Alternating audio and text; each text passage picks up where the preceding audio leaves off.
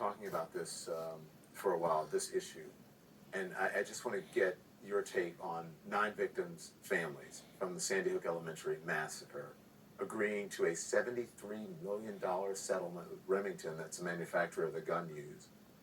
President Biden is applauding the company being held liable. How big of a deal do you think this is for this kind of accountability? It has never happened before. It's incredibly momentous. I think that it's something that, in a way, was, I think, unthinkable and is very similar. I heard you talking with Laura Coates about it earlier, and I thought the same thing. It reminds you of how the cigarette tobacco industry and the cigarette manufacturers were never held accountable until they were, and I think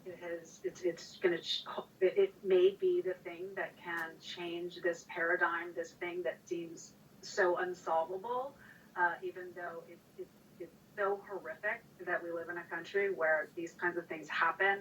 The rest of the world looks at us and thinks this is insane, because it is insane, and it's not the way that we should be living. We shouldn't be worrying about our children being shot in school. Our children shouldn't be worried about being shot in school. So hopefully it represents some sort of huge change in our country. Staff, teachers, I mean, no one should have to worry about being shot in school. John, you have this new book out today. It's called Lincoln and the Fight for Peace, and you write about how Lincoln was on a mission to unite a divided country. It seems like there are a lot of parallels to our politics today. There are. I mean, look, partly it's a reminder we've been through far worse before and come out the other side, but it's a cautionary tale about what happens when political parties divide. They deny the legitimacy of a duly elected president, when people appeal to tribal divides. But ultimately, Lincoln's leadership is what I think we can look to as a path away from violent polarization. Even in the midst of civil war, he never lost faith in his belief that there's more that unites us than divides us in America. And he reminds us that defending a diverse democracy is a cause just as heroic as winning it in the first place.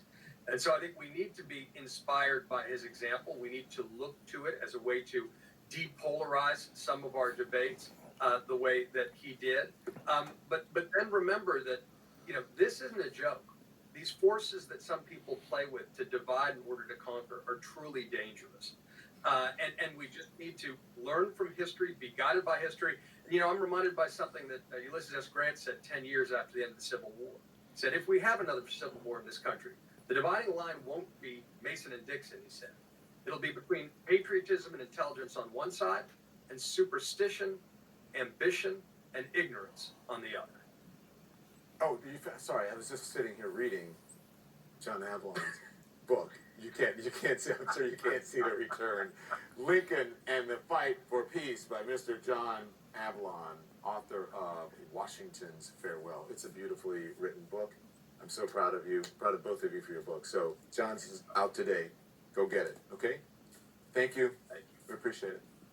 And with every